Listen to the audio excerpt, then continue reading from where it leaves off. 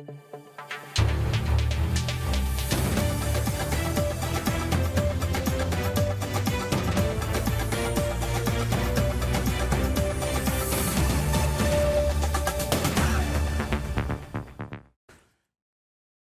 দর্শক, স্বাগত জানাচ্ছি আজকের সম্পাদকীয়তে। সাথে আছে আমি মুস্তফা খন্দকার।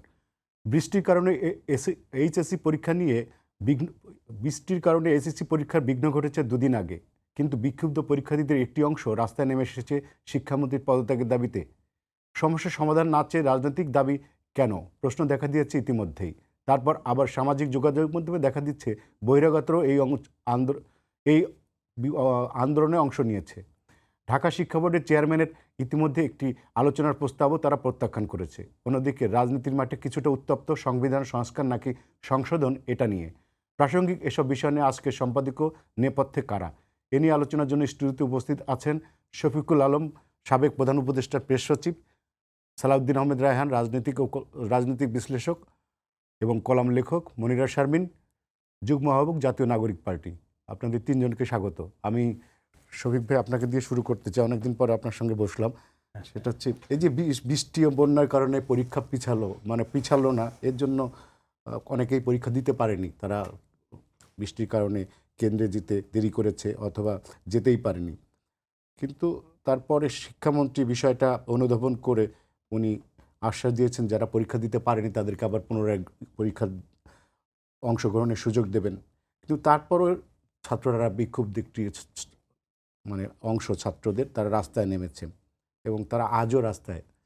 এই ছাত্রদের হঠাৎ করে এই ধরনের বিক্ষোভ ধর পেছনের কি আপনি কোনো কারণ দেখেন? না, এটা পিওরলি কিন্তু ছাত্রদের যেটা মেন ইস্যু ছিল যে তারা বৃষ্টির কারণে, এবং এটা তো অতি বৃষ্টি, এমন না যে সাধারণ একটা বৃষ্টি হয়েছে, অতি বৃষ্টির কারণে অনেকের বিঘ্নিত হয়েছে। এখানে আসলে আমার মনে হয় যে মন্ত্রী মহোদয়কে সেক্রেটারি বা যারা মাধ্যমিক উচ্চ মাধ্যমিক যারা বোর্ডে ছিলেন তাদের উচিত ছিল ওনাকে প্রপারলি ব্রিফ করা। এই ব্রিফটা উনি পান নাই। যে এই বৃষ্টিতে যে আসলে পরীক্ষা দেওয়াটা অসম্ভব, এটা কেননা একটা লোক যাচ্ছে, যে যদি সে দেখা গেলো যে তার রিক্সাটা পাংচার হয়ে গেছে বা পড়ে গেল, তো সেগুলো তো একজনও যদি পরীক্ষা দিতে না পারে বৃষ্টির কারণে, সেটাও তো গভর্নমেন্টের জন্য ভালো কিছু না। তো সেই জন্য আসলে আমার মনে হয় যে গভর্নমেন্টের যেগুলো মেশিনারি সেগুলো ঠিকমতো কাজ করেনি। এবং সেকেন্ড যে জিনিসটা হচ্ছে যে কালকে যখন ওরা আন্দোলন করলো, আন্দোলনটা আপনি যখন আজ করতে পারছিলেন তখন কিন্তু আপনার যে ইন্টেলিজেন্স এজেন্সি যারা ছিল তাদের উচিত ছিল ব্রিফ করা যে এটা একটা আন্দোলন হতে পারে, সেই খুব দ্রুত জন্য এটার একটা ব্যবস্থা নেয়। ব্যবস্থা আপনি কখন নেবেন? ওরা আন্দোলনের আগেই যারা যারা ডাক দিয়েছে তাদেরকে ডাকেন, কথা বলেন, যাতে এটা স্ট্রিটে না গড়ায়। কিন্তু এটা স্ট্রিটে গড়াতে দিয়ে এটাকে আর একটা অ্যানাদার ফেজে চলে গেছে। আর তারপরে যখন মন্ত্রী মহোদয় কালকে সংসদে বললেন, আমার মনে হয় এরপরে এটা বন্ধ হওয়া উচিত ছিল। তারপরে যেহেতু কিছু কিছু বিষয়ে তাদের সাথে ফারাক আছে, খুব ভালো মতো ডায়ালগ করলে এটা একটা খুব মেজর কোনো ক্রাইসিস না, এইটা সমাধান হবে। বাট এটা থেকে আমাদের শিক্ষণীয় হচ্ছে যে এই বিষয়গুলো কোনো বিষয়কে আসলে সিরিয়াসনেসের বাইরে রাখা উচিত। এটা খুব সিরিয়াস ইস্যু, ইয়াং ছেলে মেয়েদের ইস্যু, জেনজিদের ইস্যু, এটা বুঝতে হবে। আর জেনজিদের যে অ্যাঙ্গার সেই 2024 সালের জুলাই থেকে বা তারও আগের থেকে সে অ্যাঙ্গার তো যায়নি, তাকে খুব কেয়ারফুলি হ্যান্ডেল করা উচিত। সালাউদ্দিন রায়হান, সেটা হচ্ছে শিক্ষামন্ত্রীকে দুষছে, কিন্তু এটা একটা মেকানিজম পুরো টোটালটাই। যেমন শিক্ষা সচিব আছেন, পরীক্ষা নিয়ন্ত্রক আছেন, বোর্ডের চেয়ারম্যানরা আছেন, সবাই মিলেই তো আসলে সিদ্ধান্তটা নিচ্ছে পরীক্ষা দিন হবে কিনা। তা আমরা শুধু শিক্ষামন্ত্রীর দিকেই তোপ দাগছি, কারণটা কি? ধন্যবাদ। না, আসলে ওই বাংলাদেশের যে পাওয়ার স্ট্রাকচারটা কাজ করে সেখানে মন্ত্রীর একটা বড় ধরনের প্রভাব থাকে আসলে। সেজন্যই একটা আছে না যে আপনার মানে জয়ী সবাই সবকিছু নিয়ে নেয় আরকি। কোনো কিছু ভালো কিছু হলেও আপনার সে শিক্ষামন্ত্রীর পর্যায়েই যাবে, আবার খারাপ কিছু হলে তাকেই দায়িত্ব নিতে হবে। এখানে বিষয়টা যেটা হয়েছে দেখেন, আপনার ওই যে 13 তারিখ যেই হিউজ ইনক্রিমেন্ট ওয়েদার ছিল, রাইট? ঢাকা শহরেও ছিল। ঢাকা শহরেও কিন্তু তখনও আপনাদের টিভিতে বা অন্য টিভিতেও দেখিয়েছি যে অনেক অভিভাবক ভিজে ভিজে পরীক্ষা দিতে যাচ্ছে আর কি, হ্যাঁ? তো চট্টগ্রাম বিভাগে কিন্তু পরীক্ষা বন্ধই করা হয়েছিল। কিছু কিছু জায়গায় প্রবলেম হয়েছে কুমিল্লার সাইডে বা ইয়েতে, তো আমি মনে করি, আমি আমার এটা ব্যক্তিগতভাবে চিন্তা করি যে আসলে তোমার জাস্ট ওই দিনের পরীক্ষাটা যদি বন্ধ করা হতো, জাস্ট কি হইতো, একটা নিউজ আপনারা স্ক্রল দিতেন যে পরীক্ষাটা পিছিয়ে গিয়েছে। হ্যাঁ, এটা কিন্তু হচ্ছে রাজনৈতিক বুদ্ধিদীপ্ত আচরণ হতো। আদার সাইড, যে আপনি যেটা বললেন, উনি যে ব্যাখ্যাটা দিয়েছেন যে এখানে আপনার চেয়ারম্যান, বোর্ড চেয়ারম্যান, উপজেলা নির্বাহী অফিসার, ডিসি, এদের একটা সম্মিলিত প্রয়াস থাকে, সম্মিলিত একটা উদ্যোগ থাকে, পরীক্ষা কি হবে, কেন্দ্র পরিবর্তন হবে, সেটা তো একটা আমলাতান্ত্রিক বিষয় থাকেই। আমলাতান্ত্রিক বিষয় থাকার পরেও একটা সিদ্ধান্ত, সঠিক সিদ্ধান্ত আপনার সরকারকে এবং আপনার বর্তমান অবস্থানকে অনেক বেশি সুসংহত করতে পারে, তাই না? তো এখানে একটা এই ব্যাপার আছে। আর আন্দোলনটা যেটা হয়েছিল সেখানে আমার মনে হয় যে এখানে যতটা না আন্দোলন ছিল ততটা আপনার আওয়ামী লীগের ইন্ধন ছিল বেশি। আপনি দেখবেন যে ধরনের ফটোকার্ড ছড়িয়ে গিয়েছে। আজকেও আমি একটা ফটোকার্ড দেখলাম যে গাজীপুরে যে প্রাক্তন একজন আপনার ছিল, মেয়র ছিল জাহাঙ্গীর, সে যে ছাত্রদলের লোকেরা নাকি আপনার সায়েন্স ল্যাবের পিছনে নিয়ে পিটাচ্ছে ছেলেপেলেদেরকে, ভুয়া ফটোকার্ড। একদমই ভুয়া। আমি নিজেই সায়েন্স ল্যাব দিয়ে আজকে আসলাম। হ্যাঁ, ঠিক আছে, একটু যে জাম ছিল বা ছিল। তো এটা এই ধরনের ভুয়াকা ফটোকার্ড ছাড়াচ্ছে, ওরা নিজেরা আবার মিছিল করছে, জয় বাংলা স্লোগান দিয়ে ইত্যাদিতে মিছিল করছে। এই ধরনের মানে এই সুযোগটা তারা নেওয়ার চেষ্টা করতেছে আওয়ামী লীগ, এবং তারা হয়তো কিছু কিছু ছাত্রদেরকে ভুল বোঝাচ্ছে, পেট্রোনাইজ করছে। আপনাদের ভুয়া আইডি কার্ডও পাওয়া গেছে কিন্তু আন্দোলনের মধ্যে স্কুলের অনেকে। হ্যাঁ, ছাত্রদেরকেও তো ওই দিচ্ছে। এলিমেন্টটাও আছে। হ্যাঁ, ভাই যেটা বলছেন সঠিকভাবে বলেছেন যে শিক্ষামন্ত্রী যখন গতকালকে সংসদে সরি বললেন, এবং উনি এটাও কিন্তু বলেছেন তাদেরকে পরীক্ষা আবার দরকার পড়লে আবার পুনরায় নেওয়া হবে। হ্যাঁ, এবং ফিজিক্সের যে কোশ্চেনটা আপনার প্রবলেম ছিল 6 নাম্বার এবং 7 নাম্বার, সেটা পূর্ণ মার্কস দেওয়া হবে। আজকেও উনি সংসদে কিন্তু আজকেও সংসদে কিন্তু এই বিষয়ে উনি কথা বলেছেন এবং ব্যাখ্যা দিয়েছেন। সুতরাং এরপরে এটা আপনার মানে এখানে ওই মানে অনেক ধরনের এলিমেন্ট থাকে না, মানে কিছু কিছু সুযোগ নেওয়ার চেষ্টা করে। এখানে সবচেয়ে বেশি সুযোগ নেওয়ার চেষ্টা, পতিত ফেসিস্ট কিছু সুযোগ নেওয়ার চেষ্টা করেছে। আর ছাত্রদের তো হয়তো মানে অনেকের আবেগতাড়িত হয়ে অনেক বিষয় থাকতেই পারে স্বাভাবিক আন্দোলনের বিষয়ে। এবং এখন কিন্তু তারা আবার শিক্ষামন্ত্রীর পদত্যাগের দাবি থেকে সরে এসে শিক্ষা ভবনে আপনার বা শিক্ষা মন্ত্রণালয় 6টা দাবিনামা দিয়েছে যে পরীক্ষা আবার নিতে হবে, এবং আরও অন্যান্য বিষয় অ্যাড করেছে আর কি।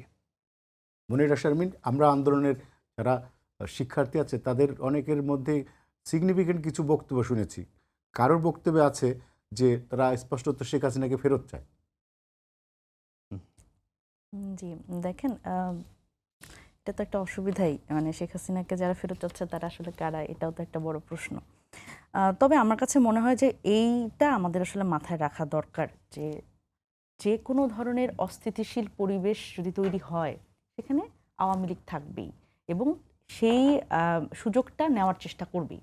এবং সেখানে বারবার করে আগেই ভালো ছিলাম, তারপরে হাসিনাই ভালো ছিল, আমরা আগেই অটোপাস পেতাম, সেটাই ভালো ছিল, সেই রেজিমটাই ভালো ছিল, এরকম কথাবার্তা আসবে।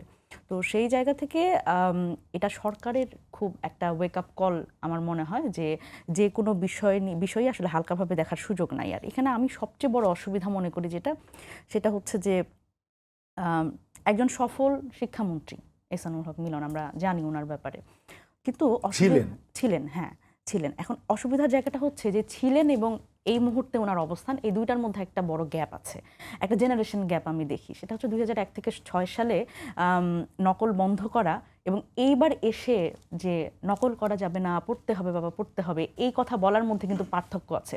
কারণ এই জেনারেশনকে আপনি যখন বলবেন নকল করা যাবে না, পড়তে হবে, তার মানে তারা তখন ভাববে যে আমাকে তার মানে নকলবাজ বলতেছে, যে আমি তো আসলে যারা নকল করে নাই তারাও এটাকে নিজের গায়ে নিবে, যে তার মানে আমি তো নকল করি না, তাহলে আমাকে কেন নকল বন্ধ করার কথা বলছে। সুতরাং এটা একটা জেনারেশন গ্যাপ, এবং এই যে কিভাবে করে how to deal with these student, এইটা একটা বড় বিষয়। দেখেন, যখন গতকালকে মাননীয় শিক্ষামন্ত্রী তিনি যখন সংসদে বলছেন যে এই বিষয়টা নিয়ে উনি দুঃখ প্রকাশ করছেন, কিন্তু তারপরেও কেন আজকে ছাত্ররা নামলো?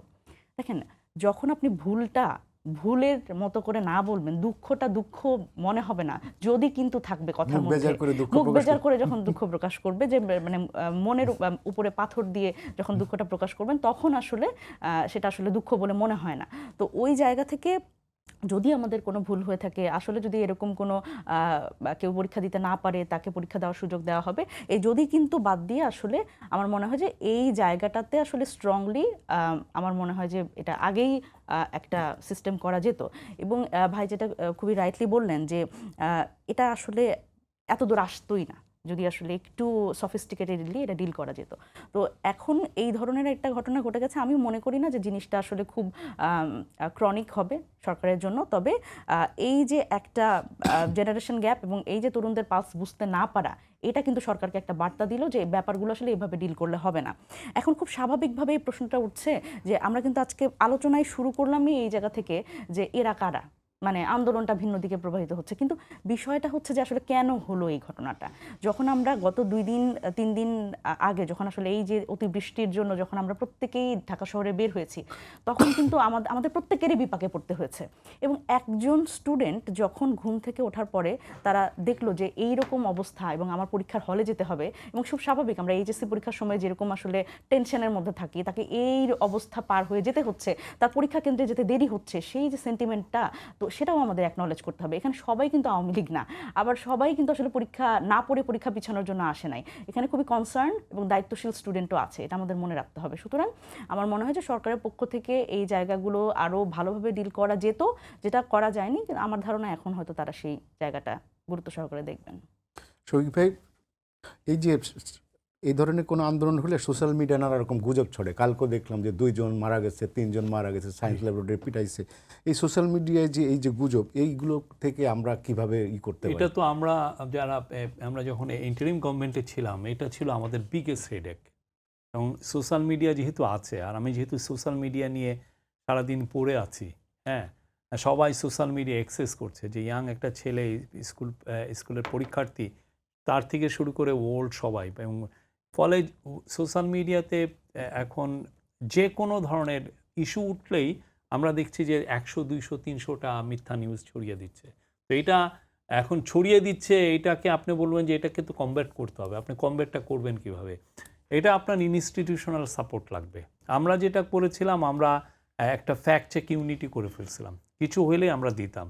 কিন্তু সত্যিকার অর্থে এইটা যত দ্রুত করার দরকার, সেটার জন্য আমাদের যেটা করা উচিত সেটা হচ্ছে যে, আমি মনে করি এটা তথ্য মন্ত্রণালয় হোক আর এটা প্রাইভেটলি হোক, যেই হোক, খুব দ্রুত আপনার এগুলোকে এইগুলোকে কমব্যাট করে। কালকে ডিসেন্ট খুব ভালো কাজ করেছে, অনেকগুলো ইয়ের বিষয়ে তারা বলেছে যে এটা মিথ্যা, এটা মিথ্যা, এটা গুজব নিয়ে মিথ্যা। কাজ করেছে। হ্যাঁ, কিন্তু কথা হচ্ছে ডিসেন্ট তো একটা প্রাইভেট অর্গানাইজেশন।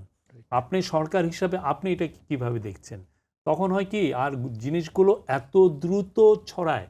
আমি আপনার একটা উদাহরণ দেই। এই ইনকিলাব মঞ্চের একটা মিছিল নিয়ে ওরা আসছিলেন, এসে ওইখানে একটু ওদেরকে ডিসপার্স করা হয়েছে এবং ওইখানে লাঠিচার্জ করা হয়েছে। একটু পরে আমরা দেখলাম যে পুরো অনলাইনে ফেসবুকে ভরে গেছে হচ্ছে যে আব্দুল্লাহ জাবের, তার পায়ে গুলি লেগেছে। ঠিক আছে, পায়ে গুলি লেগেছে।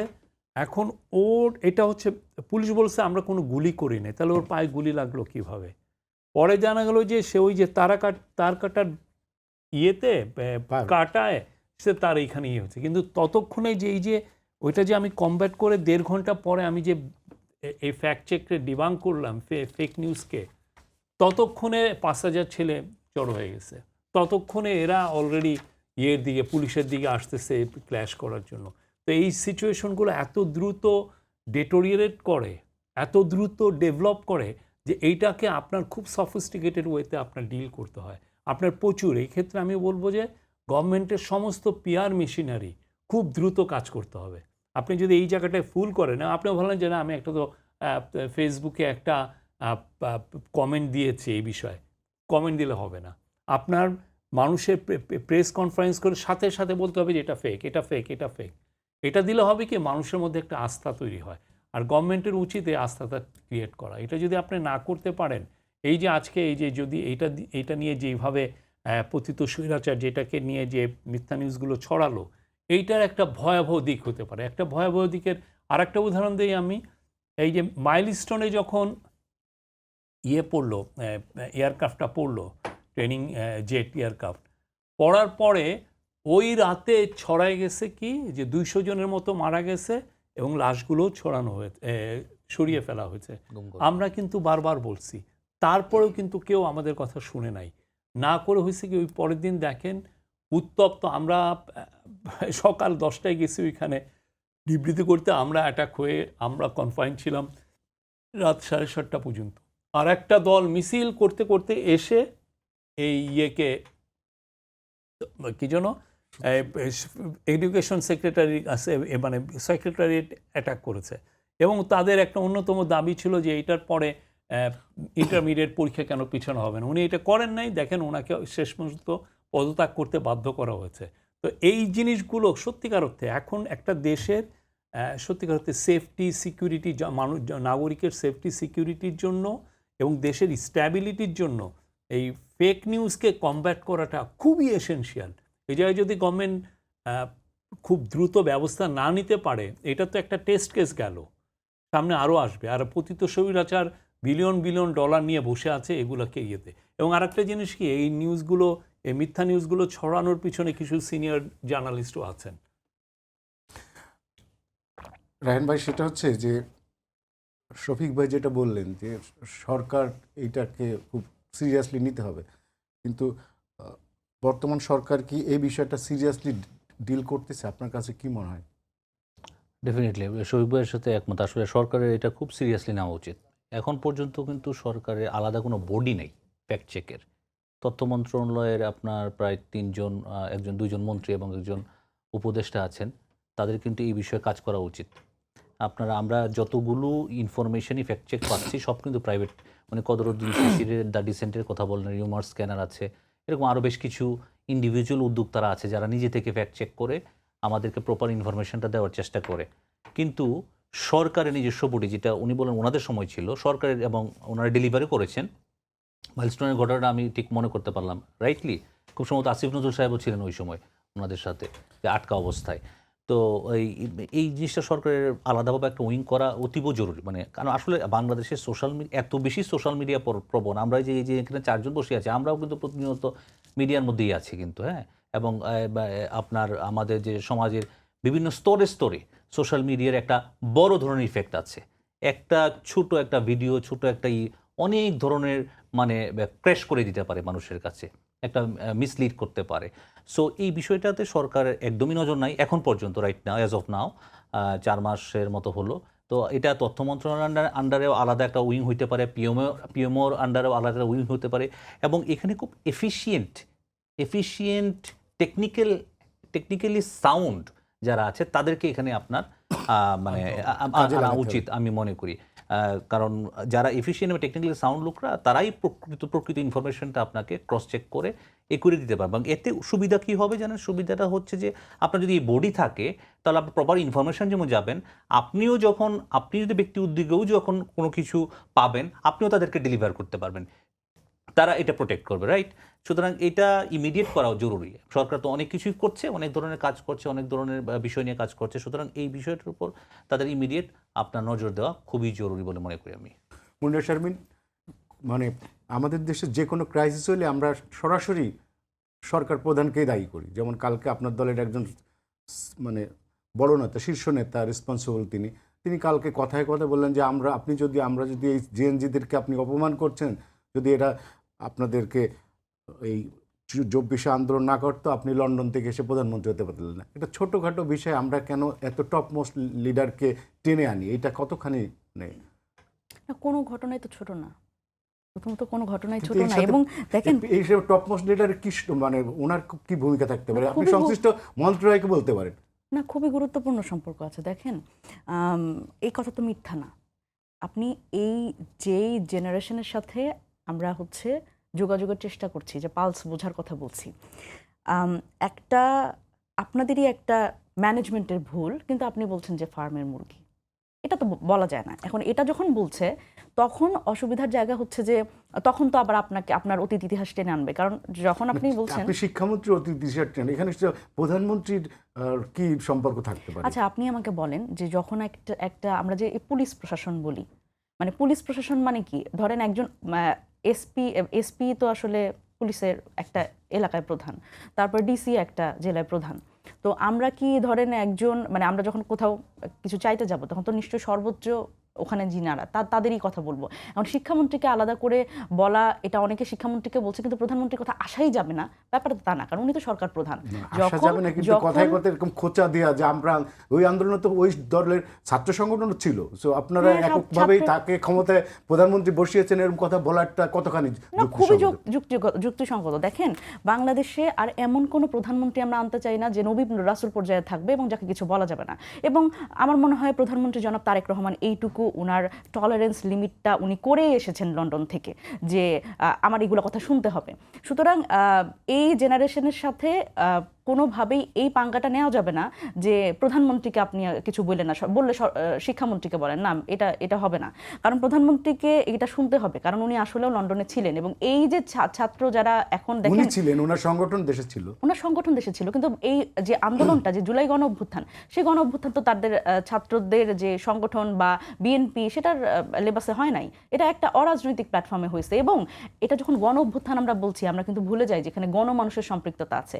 এই যে ছাত্ররা এখন মাঠে নেমেছে, এরা তো ওই আন্দোলনে ছিল, কারণ এরা চোখের সামনে দগদগে তাদের স্মৃতি আছে এই ধরনের। 2/3 মেজরিটি দিয়ে তাকে প্রধানমন্ত্রী বানিয়েছে সেই গণমানুষ। হ্যাঁ, 2/3 মেজরিটি আপনি যদি বলেন যে 2/3 মেজরিটির বলে আপনার যা খুশি তাই করবেন, তাহলে কিন্তু হবে না। এবং আরেকটা ব্যাপার হচ্ছে দেখেন, এটা শুনতে হবে, এটা আমি জানি না যে আপনার হয়তো খারাপ লাগছে, কিন্তু এটা আমার মনে হয় না প্রধানমন্ত্রীর খুব বেশি খারাপ লাগা উচিত।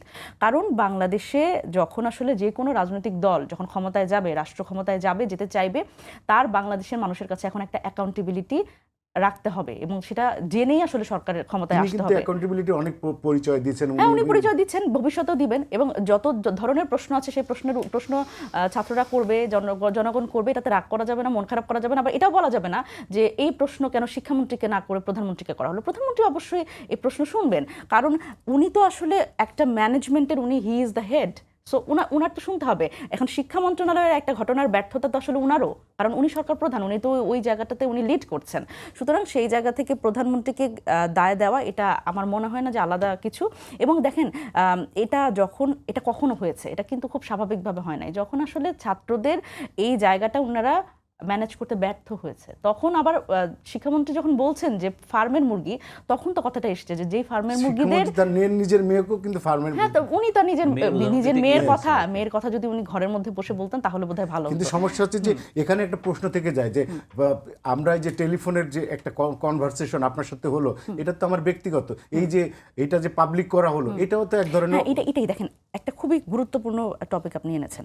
এখন দেখেন, আমি একজন রাজনৈতিক কর্মী, আমি যখন একটা খুব গুরুদায়িত্বে আছি, আমি ধরেন সরকারে আছি, আমার সাথে কার কথা হচ্ছে, এটা তো আমার আসলে একটা সেন্স অফ সিকিউরিটি আমার নিজেরও গ্রো করতে হবে, যে আমি যার সাথে কথা বলছি আমি আসলে কিভাবে কথা বলবো, এই কথাটা কিন্তু বাইরেও যেতে পারে। এবং শফিক ভাই যে হচ্ছে সরকারে ছিলেন এক সময়, তো ওনারা কিভাবে এটা ডিল করেছেন আমি জানি না। তবে যখন আমি একটা দায়িত্বশীল পজিশনে আছি, তখন আমার কথাটা আসলে কোট করা হতে পারে বা খণ্ডিত অংশ প্রচার করা হতে পারে, এই কনসার্নটা রেখেই কিন্তু আমার কথা বলতে হবে। এবং এটা সামনে এসছে দেখে আমরা আসলে জানতে পেরেছি, কিন্তু এটা তো উনি বলেছেন, এটা তো মিথ্যা না। সুতরাং এই জায়গা থেকে আমি মনে করি যে এই বিষয়গুলো উনারও খুব ডেলিকেটলি আসলে হ্যান্ডেল করা দরকার ছিল। এবং এই যখন একটা দেখেন গত একটা সরকার পতন হয়ে গেছে একটা শব্দের কারণে, এই শব্দের রাজনীতি কিন্তু খুব গুরুত্বপূর্ণ, কারণ মানুষের কিন্তু এখন সেন্স অফ ডিগনিটিটা অনেক বেড়ে গেছে। মানে এই যে মর্যাদার একটা লড়াই, আপনি আমাকে যা খুশি বলতে পারবেন না। আপনি যে বলছেন না যে প্রধানমন্ত্রীকে কি এটা বলা যায়, তার মানে you have grown your sense of security. So স্টুডেন্টদের মধ্যে আমি যদি বলি যে এই টিন এজদের মধ্যে, এদের মধ্যে কিন্তু এই সেন্স অফ ডিগনিটিটা অনেক বেশি। সুতরাং এই জায়গায় আসলে এই ফার্মের মুরগি যখন ফার্মের মুরগি বলেছে, তখন ওনার আসলে প্রধানমন্ত্রীর কাছে চলে গেছে জিনিসটা, এবং তার শুনতে হয়েছে যে ফার্মের মুরগির কারণে, তাদের আন্দোলনের কারণে আপনি লন্ডন থেকে ফিরেছেন, এখন আপনি তাদেরই কটাক্ষ করছেন। সুতরাং এটা অবশ্যই দলীয় প্রধান হিসেবে এবং সরকার প্রধান হিসেবে এটা দায় আছে, এবং এই জায়গাটাতে ওনার একটু এই কথাগুলো শুনতে হবে বলে আমি মনে করি, কারণ এটা তো একটা অসুবিধার জায়গা এবং এটা ম্যানেজমেন্টের ফেইলিওর। শরীফ ভাই, আমরা একটু অন্য প্রসঙ্গে যাই। এই যে সংবিধান সংশোধন নাকি সংবিধান সংস্কার, এটা নিয়ে সংসদে নানা রকম বিতর্ক হচ্ছে, এবং এটা নিয়ে একটা কমিটি গঠন করার প্রস্তাব দিয়েছিল সরকারি দল 12 সদস্যের, সেখানে বিরোধী দলের নাম চেয়েছিল, তারা সে নাম দেয়নি। তারা সংবিধান সংস্কার পরিষদ গঠন নিয়ে অনড়। সংবিধান সংশোধন আর সংবিধান সংস্কারের মধ্যে বেসিক পার্থক্য কি আছে? না, শব্দগত পার্থক্য তো খুবই কম। আপনি যে কোনো সংশোধনী তো এক ধরনের সংস্কার, ঠিক না? হ্যাঁ আপনি একটা শব্দ যদি একটু চেঞ্জ করে দেন তাহলেই তো একটা সংস্কার, এবং এটার ইম্প্যাক্টটা তো পড়ে। কিন্তু এটা এখানে মূল জিনিসটা হচ্ছে যে আপনি কিভাবে কাজটা করবেন, এটা নিয়েই তো সমস্যা। ওনারা 12 সদস্য কমিটি করতে চাচ্ছেন, ওনারা এটা এগ্রি করছেন না। কিন্তু আমার মনে হয় যে এই জিনিসটা একটা ব্রডার ন্যাশনাল কনসেনসাস আছে যে আমাদের সংবিধানটা এটা যেই জায়গায় আছে সেই জায়গা থেকে আমি এতে আছে তো আমি বিতে নিতে চাই, যাতে এটা ব্রডার পিপলের ডিজায়ারটা রিফ্লেক্টেড হয়। হ্যাঁ, সেই জায়গাটায় আমরা যেতে চাই। এটা আপনি কিভাবে করবেন? আমার মনে হয় এই জায়গাটায় বোথ অপোজিশন এবং বিশেষ করে সরকারের উচিত এখানে অনেক বেশি সহনশীলতা দেখানো এবং অ্যাকোমোডেট করা সব ভয়েসগুলোকে। এটা already prime minister Tarique Rahman করছেন। তো এইটা যদি অ্যাকোমোডেট করা যায়, ওকে লেটস সিট, আমরা অনেস্টলি বসি, আমরা জুলাই চার্টার হয়েছে এইখানে দেখি কোনগুলো ইমপ্লিমেন্টেবল ওগুলো দেখি, এবং এর বাইরে যদি আরও নিত্য নতুন যদি আরও কিছু বিষয়াদি আসে সবগুলো নিয়ে বসার পরে একটা এটা সংস্কার বলবেন, সংশোধন বলবেন, আসলে ইট ডাজন্ট ম্যাটার। কথা হচ্ছে যে আমি এর থেকে বিতে যেতে চাই কিনা, এটা আমরা সবাই চাই। এই জায়গাটা আমার মনে হয় যত দ্রুত পারা যায় যে এই ডিফারেন্সটা ন্যারো করা, আরও কত কম ন্যারো করা যায় এবং সবাইকে অ্যাকোমোডেট করা। একটা সোফার ধরেন এই যে পরশুদিন 5 মাস হবে এই গভর্নমেন্টের, একটা খুব ভালো উদাহরণ তৈরি হয়েছে যে 5 মাসে আমাদের সংসদ রিয়েলি একটা ব্রিলিয়ান্ট একটা পারফরমেন্স ছিল সংসদের। আপনি দেখেন বিরোধী দল বলেন, সরকারি দল বলেন, পুরো ডিবেটগুলো, আমাদের যে ন্যাশনাল ডিবেটগুলো যেগুলো হয়, পুরো ডিবেটগুলো কিন্তু হয়েছে যে সংসদে, এবং সংসদে এই ইনফরমেশনগুলো আসছে, মন্ত্রীরা তাদের কার্যকলাপগুলো বলছেন, বিভিন্ন ইস্যু নিয়ে কথা উঠছে। এই যে আমরা পুরো একটা ডেমোক্রেসির একটা বড় সার্থকতার একটা বড় জায়গা হচ্ছে যে আমি আমার পার্লামেন্টকে কতটা সেন্টার অফ অল ডিসকাশন করতে পারছি কিনা। আমরা 5 মাসে কিন্তু এটা পেরেছি। সেই জায়গাটায় আমি যদি আরও এই সংশোধনের বা সংস্কারের বিষয়টা আরও আসে, আরও দেখবেন যে সংসদ আরও সুসংহত হয়েছে এবং পিপলের বা মানুষ যেই আলোচনাটা শুনতে চায় সেটা হয়েছে। আমরা সত্যি করতে কেউ তো চায় না যে স্ট্রিট প্রোটেস্ট করতে, কে চায়? কেন তার তো এই স্ট্রিট প্রোটেস্টে তো অনেক ঝুঁকি, বা তাদের কথা যদি রিয়েলি সংসদ ভবনে এই আলাপগুলো হয় তাহলে তো সত্যিকার অর্থে আমাদের ব্রিটেনে দেখেন না, ওরাও তো অনেক 7-8 কোটি লোকের দেশ, সেখানে সমস্ত আলোচনা তো সংসদে হয়। কেউ তার খুব রেয়ার যে মানে পলিটিক্যাল পার্টিগুলো বাইরে স্ট্রিটে প্রোটেস্ট করতে হয়। আমরা ওই জায়গাটায় যেতে চাই, আমাদের উচিত সবাই এইখানে কাজ করা। আচ্ছা, আমি সেটা হচ্ছে যে শফিকুর রহমান বলেছেন, বিরোধী দলীয় নেতা, উনি বলেছেন যে আমরা গণভোটের সংসদ সদস্যের পাশাপাশি আমরা সংবিধান সংস্কার পরিষদের সদস্য হিসেবে শপথ নিয়েছি, যেটা গণভোটের রায় বাস্তবায়নের অঙ্গীকার থেকে। এই সরকার সেইটা বাস্তবায়ন সেই দিকে হাঁটছে না বলে আমরা এই বিশেষ কমিটিতে নিজেদের নাম প্রত্যাখ্যান করেছি। আচ্ছা, আসছি এই জায়গায় একটু আপুর কথার একটু জবাব দিই। সেটা হচ্ছে যে আপনি যে প্রশ্নটা উনাকে করেছিলেন যে সব কিছুতেই কি প্রধানমন্ত্রীকে অ্যাকিউজ করা যায় কিনা। দেখেন, আপনার যে সাভারে ওদের যে ককটেল ফুটলো, তখন নাহিদ ইসলাম অত্যন্ত সজ্জন মানুষ, উনি কিন্তু প্রথমে ডিরেক্টলি কিন্তু পিএমকে অ্যাড্রেস করে ওনাকে অ্যাকিউজ করলেন যে পিএম এটা করেছে, রক্তের হোলি করা শুরু করে দিয়েছে, ইত্যাদি ইত্যাদি। আসলে তখন কিন্তু স্থানীয় প্রশাসন বা স্বরাষ্ট্রমন্ত্রী পর্যন্ত যাওয়া যেত, তাই না? প্রত্যেকটার একটা পরিকাঠামো আছে, তাই না? একটা গভর্নমেন্ট যখন ফাংশন করে, প্রধান যে কিছুক্ষণ আগে আমরা পরীক্ষা নিয়েও যেটা বলতেছিলাম আর কি, হ্যাঁ ঠিক আছে, উনি তো আসলে নিজে তো কোনো কিছু বলছেন না, আপনি অ্যাকিউজ করতেই পারেন, কিন্তু ওইটা আর একটা সৌন্দর্য। কারণ এটা সবাই জানে যে আসলে প্রধানমন্ত্রী এখনকার যে জেস্চার রাষ্ট্র চালানোর বা সরকার চালানোর যে জেস্চার, তাতে কেউ মনে করবে না যে ওইখানে ককটেল উনি যে ফুটাইছে, হ্যাঁ, এভাবে অ্যাকিউজ করাটা আপনার খুব একটা মানে সৌন্দর্যের মধ্যে পড়ে না। অ্যাকর্ডিংলি এই ক্ষেত্রেও এটা জেনজিদের বিষয়টা আলাদা, তাদের অনেক ধরনের মানসিক মানে তাদের যে আবেগটা, ইমোশনটা অনেক বেশি কাজ করে আর কি। আচ্ছা, আপনি সংবিধান সংশোধন কমিটি, এটা কিন্তু প্রথম সেশনই যে সংবিধান সংশোধন বিশেষ কমিটি করা হবে, বিএনপির পক্ষ থেকেও বলা হয়েছে। এখানে আসলে কথা বলতে গেলে শফিক ভাইয়ের সাথে, মনিরের সাথে অনেক ধরনের কনফ্লিক্ট হবে স্বাভাবিকভাবে আমার, কারণ বিএনপি প্রথম দিন থেকেই বলতেছে যে আমরা এই যেই জুলাই সনদটা আমরা স্বাক্ষর করেছি, যে জুলাই সনদটা আমরা স্বাক্ষর করেছি, সেটা অনুযায়ী আমরা সংবিধানটা অ্যাকর্ডিং সংশোধন করব। আর ওরা বলছে যে আমরা গণভোটের আলোকে যে সংবিধান সংস্কার পরিষদ, গণভোটের প্রশ্ন নিয়েও অনেক ধরনের বিতর্ক আছে। পৃথিবীতে এই ৪টা-৫টা প্রশ্ন নিয়ে গণভোট খুব কমই হয় আর কি, হ্যাঁ, মানে একটা প্রশ্ন ম্যাক্সিমাম জায়গায় থাকে।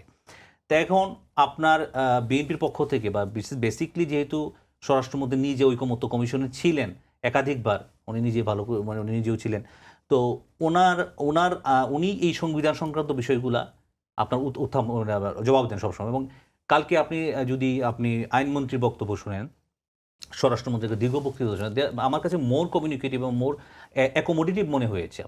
ওনারা কিন্তু এখনও বলতেছেন না, ওদের 5জন আপনার এসে আপনার সংবিধান সংশোধন কমিটিতে বসে এই জিনিসগুলো কিন্তু ডিসকাস করতে পারে, তাদের যে সংস্কার এবং সংশোধন, তাই না? আপনি যাই করেন, 18তম সংশোধনী তো 18তম পারিত হবে, একদম তার এই সংবিধান তো শেষ হয়ে যাচ্ছে না। এই সংবিধান, ওনার স্বরাষ্ট্রমন্ত্রী যেটা বলেছেন যে এই সংবিধান আলোকেই তো আমরা নির্বাচিত হয়েছি, এবং আমরা আপনার বিরোধী দল আপনার এখন যে সংসদীয় কার্যাবলীতে অংশগ্রহণ করছে, এটা তো এই সংবিধানের আলোকেই তো করছে, তাই না? সুতরাং এবং এটারই তো একটা 18তম সংশোধনী হবে।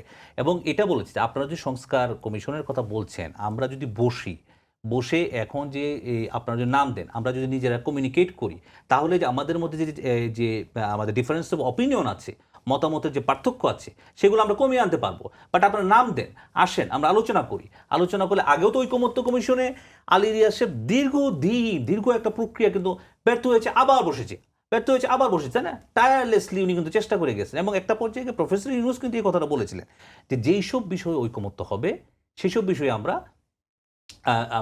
সংবিধান সংশোধন হবে। সেই কথাটা থেকে যাই হোক, যখন জুলাই সনদ বাস্তবায়ন আদেশ আসলো রাষ্ট্রপতির অনুমতি, এখানে অনেক টেকনিক্যাল ম্যাটার আছে, কিন্তু সেইগুলো নোট অফ ডিসেন্টগুলো বাদ দেওয়াতে আপনার জুলাই সনদ আপনার গণভোটে গেল, তাই না? এইখানে নোট অফ ডিসেন্ট ছিল, ওগুলাতে আপনার ওই জুলাই সনদ বাস্তবায়ন আদেশে কোনো নোট অফ ডিসেন্ট ছিল না।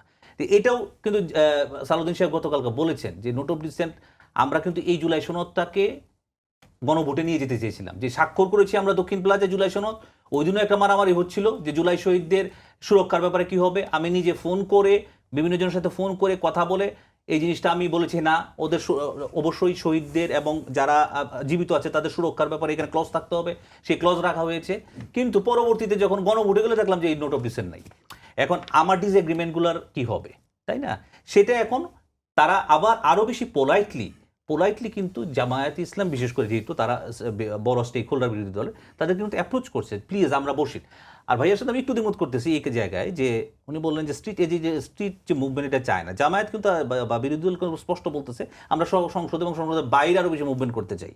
তাদের ইন্টেনশনটাই যদি এরকম থাকে, তাহলে কিন্তু এটা সলিউশনটা ওইরকম আসবে না, এবং অবশ্যই অ্যাকোমোডেটিভ হইতে হবে। অবশ্যই আমি এই কথাটা সম্পূর্ণ একমত যে 77 জনের বিরোধী দল, তাদেরকে অ্যাকোমোডেট করে আপনার এই জিনিসটার একটা সলিউশন করা দরকার। সংবিধান কিন্তু সংশোধন করবে, এবং এখানে যে বিষয়গুলো আছে, প্রধানমন্ত্রীর উচ্চকক্ষ, প্রধানমন্ত্রীর মেয়াদ, 70 অনুচ্ছেদ, আপনার রাষ্ট্রপতি সংক্রান্ত যে বিষয়গুলো আছে, রাষ্ট্রপতির ক্ষমতার ভারসাম্য, বিএনপি তো কোনো সময় বলছে না, চেয়ারম্যান বিএনপির পিএম বলছে না, বিএনপির কোনো নীতি নির্ধারণের কেউই বলছে না কিন্তু যে এইটাকে আমরা ডিসএগ্রি করি, এই বইটাকে আমরা ডিসএগ্রি করি। তো এই বইটাকে যেহেতু ডিসএগ্রি, দিস ইজ দ্য মানে এইটাই হচ্ছে একটা লিগেল বুক, যেটার মধ্যে আমরা সবাই স্বাক্ষর করেছি। এটা অনুযায়ী যদি ওই সময় গণভোটটা হতো জাস্ট এইটাকে বেস করে, তাহলে কিন্তু আজকের এই ডিসএগ্রিমেন্টগুলো মানে এখন যেটা হচ্ছে সেটা থাকতো না। আমরা মনে করি সামনের দিনে ওনারাও নাম দিবে এবং পারস্পরিক যে দূরত্বটা সেটা কমে আসবে।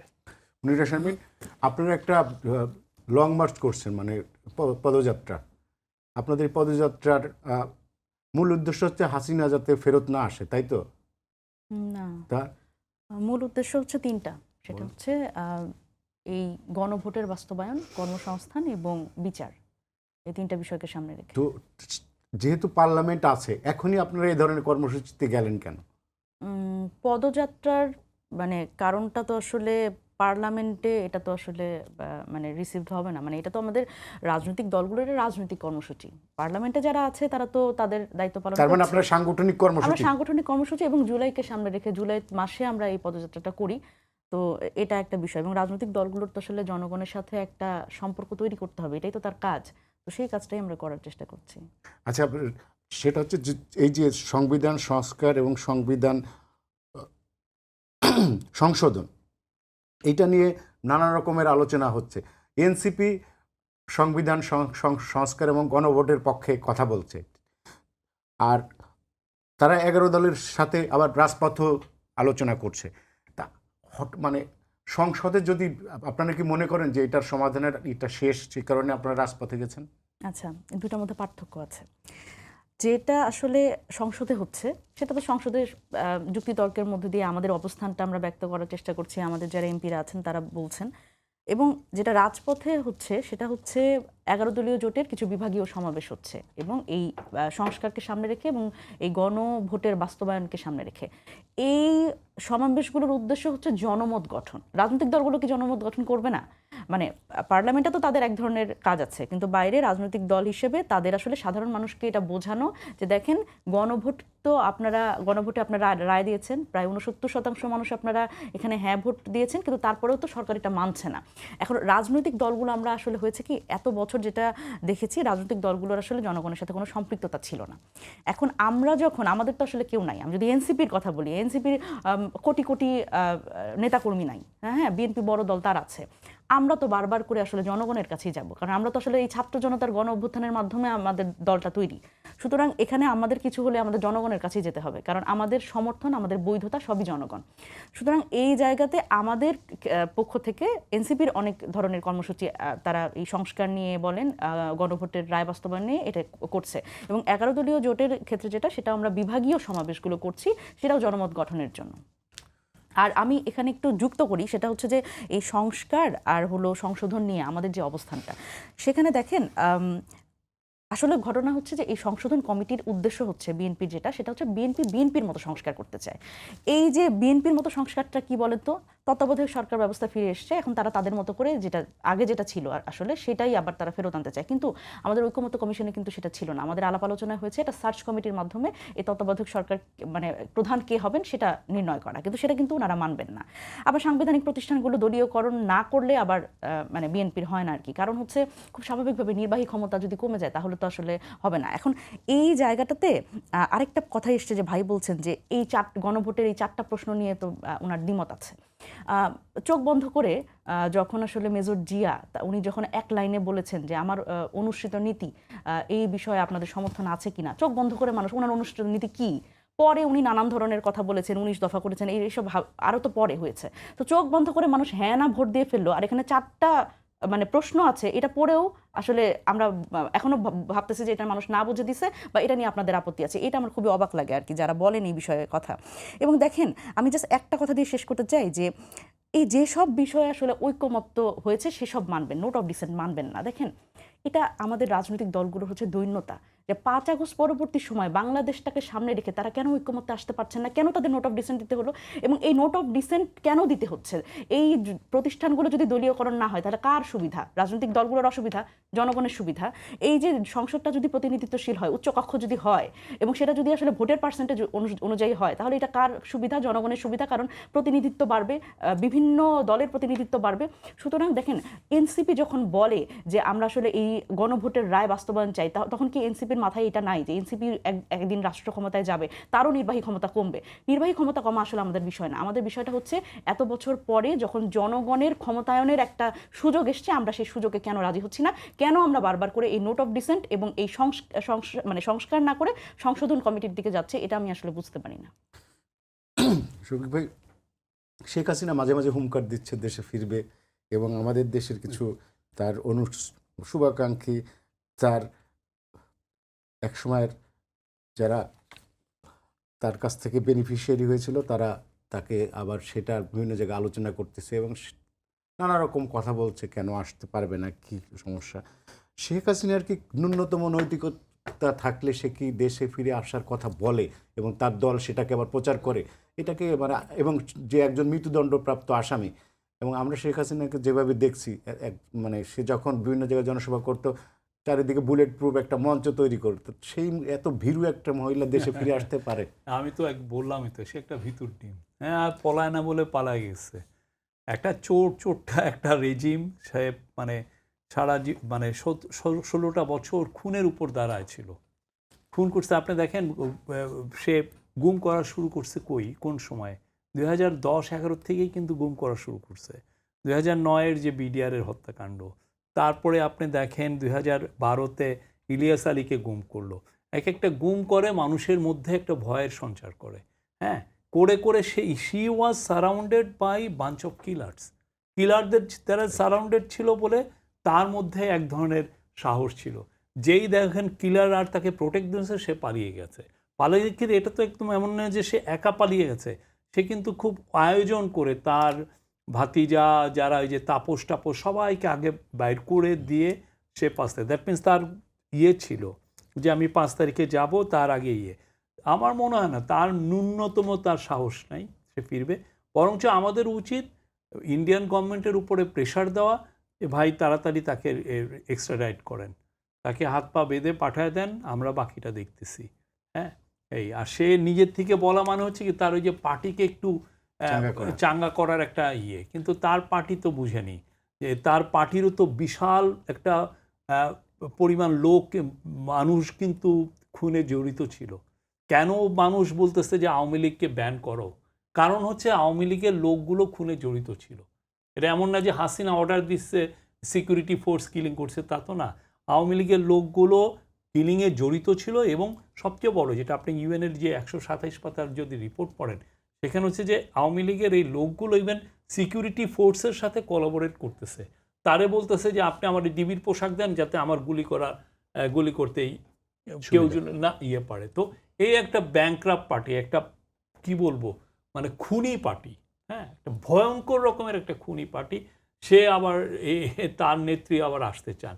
এবং এইখানে আমার মনে হয় সেদিন যে জনগণকে যে রিকোয়েস্ট করা হয়েছে যে মিডিয়াদেরকে গভর্নমেন্টের তরফ থেকে এই রিকোয়েস্ট করার দরকার নাই, এটা খুনির নিউজ আপনারা ছাপাতে পারবেন না, সরাসরি বলতে হবে এটা। হ্যাঁ, এখানে কোনো ছাড় নাই। পৃথিবীতে কে খুনিকে মানে প্ল্যাটফর্ম দেয়, কোন দেশে দেয় আপনি দেখেছেন?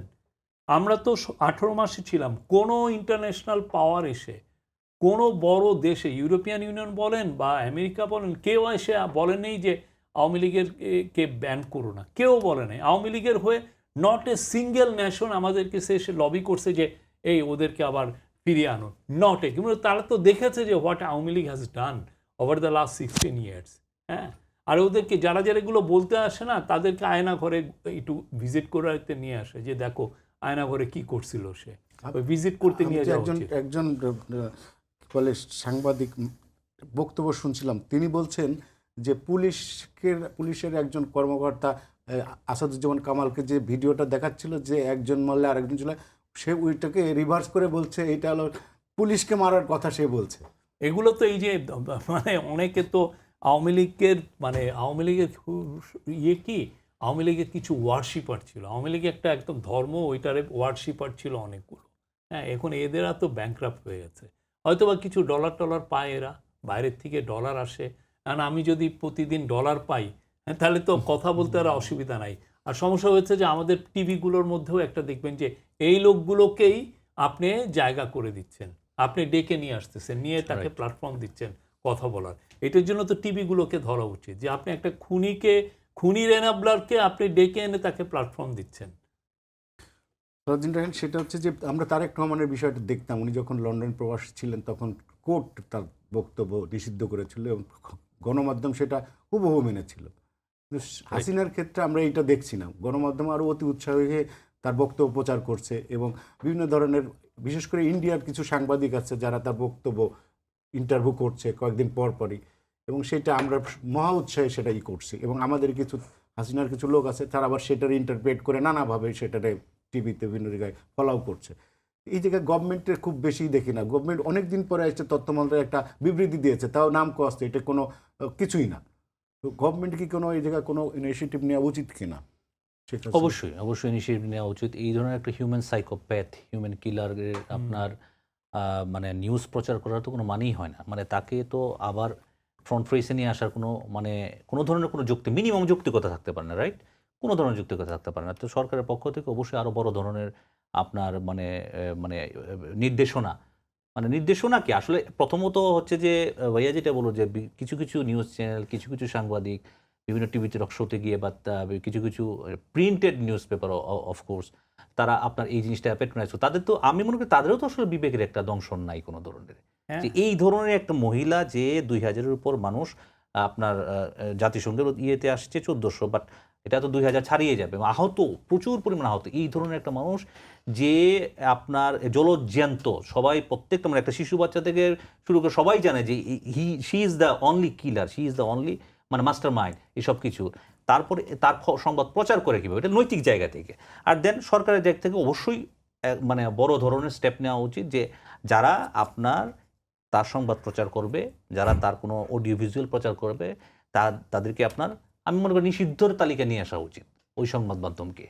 মানে এই ধরনের ড্রাস্টিক অ্যাকশন নেওয়া উচিত। কারণ মানে এই তো বাংলাদেশের 54 বছরের ইতিহাসে আপনি দেখেন কোনো সময় কিন্তু এরকম হয় নাই যে একটা প্রধানমন্ত্রী তার নিজের আত্মীয় স্বজন, তার সাংসদ, তার মন্ত্রিসভা সবাইকে নিয়ে পালিয়ে গেছে, তাই না? বিভিন্ন সময় বিভিন্ন ধরনের মুভমেন্ট কিন্তু হয়েছে বাংলাদেশে। বাইতুল মোকাররমে ইমাম হারিয়ে গেছে, ইমাম পালিয়ে গেছে, তাই না? এটা তো আপনার মানে কেন পালিয়ে গেছে? মানে তারা এত বেশি অপকর্ম করেছে, তারা জানতো যে আমরা এই পরিমাণ অপকর্ম করেছি, আমাদের আর মনে করেন যে লিবিয়ার গাদ্দাফির মতো আমাদের শরীরের কোনো অংশ থাকবে না। আমি যদি ওই দিন আমি তো মনে করেন আমার আম্মা ক্যান্সারের হসপিটালে ছিল আপনার বাংলাদেশ মেডিকেল কলেজে, আমি ওই দিকের মুভমেন্টটাতে ছিলাম শঙ্করের সাইডে।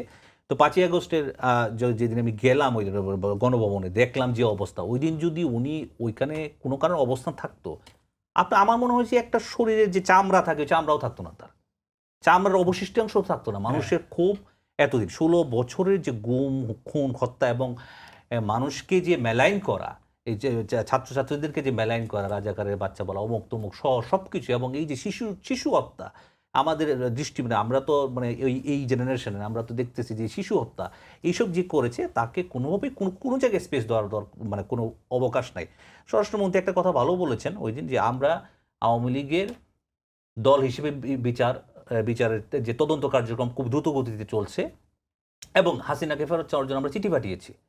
বেনজিরকে আমরা ইন্টারপোলের রেড নোটিসের মাধ্যমে আমরা আপনার আপনার সংযুক্ত আরব আমিরাত থেকে তাকে এখন সে কাস্টডিতে আছে, এবং 30 দিন সময় দিয়েছিল তার এক্সট্রাডিশন বলে এটা না, প্রত্যাপনের জন্য যে কাগজপত্র জমা দেয়, সেটা 3 দিনের মধ্যে ওরা জমা দিয়েছে। উসমান হাদির হত্যাকাণ্ডের জন্য তারা যে 3 জন ধরা পড়েছে ইন্ডিয়াতে, তাদেরকে চেয়েছে। সরকারের কিন্তু আন্তরিকতা আছে আমি মনে করি, কিন্তু কিছু কিছু জায়গায় মেশিনারিজগুলোকে আরো ইফিসিয়েন্ট করতে হবে আর ইফেক্টিভ করতে হবে, যেন এগুলা আপনার নিজে থেকেই যথেষ্ট পরিমাণে কাজ করতে পারে। সব যে প্রধানমন্ত্রী ইনস্ট্রাকশনে কাজ করবে তা না, তারা নিজের যারা এখানে অ্যাপয়েন্টেড আছে, তারা যেন নিজের বিবেক থেকে নিজের সন্তানের কথা চিন্তা করে তারা যে এই পদক্ষেপগুলো নেয়। মনির শারমিন, এনসিপি এই বিষয়গুলোকে কিভাবে দেখছে? শেখ হাসিনার দলের এই যে হুমকি ধামকি এবং তাকে আবার প্রাসঙ্গিক করে তোলা, এবং কেউ কেউ বলছে যে আওয়ামী লীগের রাজনীতি আবার ওপেন করা হোক, এই বিষয়গুলো কি? দেখেন, আমার মনে হয় যে এরকম এই টপিকটা আর কি মাঠে থাকা দরকার এই কারণেই যে আওয়ামী লীগ টপিকটা আর কি, এটা হচ্ছে আমাদের ফ্যাসিবাদ বিরোধী সকল পক্ষের একটা ঐক্যের প্রতীক। যে আওয়ামী লীগের বিষয়ে যখন কথা হবে, তখন দেখবেন যে ফ্যাসিবাদ বিরোধী যতগুলো পক্ষ আছে সবাই এক সুরে কথা বলতেছে। কিন্তু এমনিতে আমি যদি বলি যে আওয়ামী লীগের আসলে দল হিসেবে আবার রাজনীতি করা বা তাদের দলীয় প্রধানের ফেরা, এটা আসলে কোনো যৌক্তিকতা নাই, এবং এটা আমার মনে হয় শেখ হাসিনা নিজেও মনে করেন না, কোনোভাবেই না। কিন্তু উনি তো পথ ছাড়তে চান না, রিফাইন্ড বিভিন্ন রকম কথা হয়, তখন তো সে তার নেতৃত্বকে হ্যাঁ, কেউ চ্যালেঞ্জ করুক সেটা চায় না। এটা তো ভালো, গুড ফর আস, এটা ভালো। সেটা হচ্ছে দেখেন, আওয়ামী লীগ তো শুধুমাত্র কোনো ব্যক্তি তো আসলে এখানে অপরাধ করে না, আওয়ামী লীগ অপরাধ করেছে দল হিসেবে, এবং দল হিসেবে কিন্তু আওয়ামী লীগের বিচারের কথা আমরা বারবার করে বলছি। সুতরাং সেই জায়গা থেকে আমার মনে হয় যে আওয়ামী লীগ করেছে, এবং এই যে রিফাইন্ড আওয়ামী লীগের কথা বললেন, এটা একবার যখন আসছিল তখন আমার কাছে মনে হয়েছে যে রিফাইন্ড আওয়ামী লীগের কথা আপনারা কখন বলবেন? এটা তো একটা গুরুত্ব প্রশ্ন। রিফাইন্ড তখনই বলবেন যখন আওয়ামী লীগ করেছে একজন কোনো পদধারী, সে এখন পর্যন্ত কোনো অনুশোচনা নাই তাদের মধ্যে। কেউ কি এসে বলেছে কোনো প্রকাশ্যে যে আমি যা করেছি আওয়ামী লীগের সাথে থেকে, আমি আওয়ামী লীগ দল হিসেবে এই দলটা করে আমি ভুল করছি, এবং এই যা অপকর্ম এগুলো আমার সামনে হয়েছে এবং আমি এটার ইনেবলার ছিলাম, আমাকে মাফ করে দেন, জনগণের সামনে এসে কেউ বলেছে? একজন, আপনি ইউনিয়ন লেভেলের একজন নেতার কথা বলেন, কেউ বলে নাই। সুতরাং রিফাইন্ড আওয়ামী লীগ কখন হবে সেটারও কিন্তু একটা সময় আছে, এবং এটা এখন কোনোভাবেই প্রাসঙ্গিক না। আর আরেকটা ব্যাপার হচ্ছে, হাসিনা নিজে এই নেতৃত্ব কাউকে দিবে না, এটা আমাদের জন্য ভালো। এবং এখানে একটা বিষয় কি দেখেন, যে ইন্টারভিউগুলো আসতেছে, এটা নিয়ে আমার কিছু কথা আছে। কোনোটাতেই আপনি দেখবেন কোনো ভিডিও ইন্টারভিউ না। সুতরাং এই ইন্টারভিউয়ের ক্রেডিবিলিটি নিয়ে আপনারা সাংবাদিক, আপনারা ভালো জানবেন যে এই ইমেইল ইন্টারভিউ, এবং আমি যখনই আসলে যে কোনো আন্তর্জাতিক সংবাদ মাধ্যমের রিপোর্টার যখন আমি ইন্ডিয়ান দেখি তখন আমার একটু মানে আমি ওটা ক্রেডিবল মনে করি না, আমার একটু সংশয় হয় আর কি। কারণ যেহেতু তিনি ইন্ডিয়ায় আছেন এবং তাকে প্রাসঙ্গিক করার যে চেষ্টা সেটা তো আসলে ইন্ডিয়ার মধ্যেও আছে, এবং ইন্ডিয়া কিন্তু আসলে একটা ট্রাম্প কার্ড হিসেবে তাকে নিয়ে খেলবে আমাদের সাথে। সুতরাং এই জায়গাটা মাথায় রেখে আসলে এই ইন্টারভিউগুলোর ক্রেডিবিলিটি কি সেগুলোও কিন্তু আসলে খুব এই প্রশ্নগুলো করা উচিত বারবার। এবং এই দেখেন শুধুমাত্র তো আসলে এই আন্তর্জাতিক গণমাধ্যমগুলো না, আমাদের দেশে বসে দেশের গণমাধ্যম যারা তারা আসলে কি করছে, আমি একদম নাম ধরে এখন বলি আর কি, আগে বলতাম না, সেটা হচ্ছে যে এই ইস্ট ওয়েস্ট মিডিয়া, এরা মানে আসলে তাদের প্রত্যেকটা টক শো বলেন, তাদের প্রত্যেকটা বয়ান বলেন, প্রত্যেকটা রিপোর্টই বলেন, তারা কিন্তু পাবলিক ভালো করে চিনে না। মানে এই যে বসুন্ধরা মিডিয়া আর কি, বসুন্ধরা মিডিয়া এবং বসুন্ধরা মিডিয়ার যেই ধরনের যতগুলো আছে, এই কালের কণ্ঠে আমি আজকে একটা রিপোর্ট দেখছিলাম যে সিনিয়র সাংবাদিক রাজনৈতিক বিশ্লেষক যারা আসলে তাদের অতিথি হিসেবে আনেন, এবং আমি দেখলাম যে এক একজনকে 5 জনের নাম দেখলাম, 5 জনকে 23 বার, গত 3 মাসে 23 বার অতিথি করে আনা হয়েছে। এবং এই জায়গাগুলোতে আসলে মানে প্রত্যেকটা প্রশ্ন বা প্রত্যেকটা তাদের টকশোর মূল উদ্দেশ্যই থাকে জুলাইকে কিভাবে করে নেগেটিভলি পোর্ট্রে করা যায়, জুলাই আন্দোলনের যে নেতারা তাদের কিভাবে করে নেতিবাচকভাবে তাদের প্রেজেন্ট করা যায়, এটাই হচ্ছে তাদের উদ্দেশ্য। সুতরাং বাংলাদেশে বসে এই বসুন্ধরা মিডিয়া, এবং বসুন্ধরা মিডিয়া তো আসলে চলছে, এমন তো না মিডিয়াটা বন্ধ, সরকার তাহলে কি করছে? এবং বসুন্ধরা মিডিয়ার এই বিষয় নিয়ে যখন আমাদের নেতারা কথা বলে তখন তাদের চরিত্র হননের পথ বেছে নেওয়া হয়, তাহলে এই আওয়ামী লীগকে প্রাসঙ্গিক করা, এখন ডলার তো আসলে ব্যক্তির কাছে আসে নাকি প্রতিষ্ঠানের কাছে আসে, এটাও তো আমাদের প্রশ্ন। সুতরাং এই যে বসুন্ধরা মিডিয়ার মালিক তিনি সদর্পে দেশে প্রত্যাবর্তন করলেন, সেগুলো নিয়েও তো আমাদের প্রশ্ন আছে। সুতরাং এই জায়গাতে আমার মনে হয় সরকারের অনেক বেশি কঠোর হওয়া দরকার, এবং এই যে গণমাধ্যমের যে স্বাধীনতার কথা, সবকিছু কিন্তু স্বাধীনতা না, অতি গণতান্ত্রিকতা থেকে বিএনপির এই জায়গাতে বের হয়ে আসতে হবে বলে আমি মনে করি। ওকে, আমাদের হাতে আর সময় নেই। মনির শারমিন, একটা সালাউদ্দিন কথা রায়হান, একটু, শফিকুল করি বা আলম, একটা ইনফরমেশন দিই যে আপনার আছে কিন্তু বাংলাদেশ ফিনান্সিয়াল ইন্টেলিজেন্স ইউনিটের প্রধান বলেছে যে শেখ হাসিনার পরিবার সহ আর 10টা গ্রুপ থেকে 76,000 কোটি টাকা অলরেডি আপনার সম্পদ বাজেয়াপ্ত করেছে, সম্পদ মানে করেছে আপনার। দর্শক, এই ছিল আজকের সম্পাদকীয়তা। আগামীকাল আবার দেখা হবে একই সময়। শুভরাত্রি সবাইকে।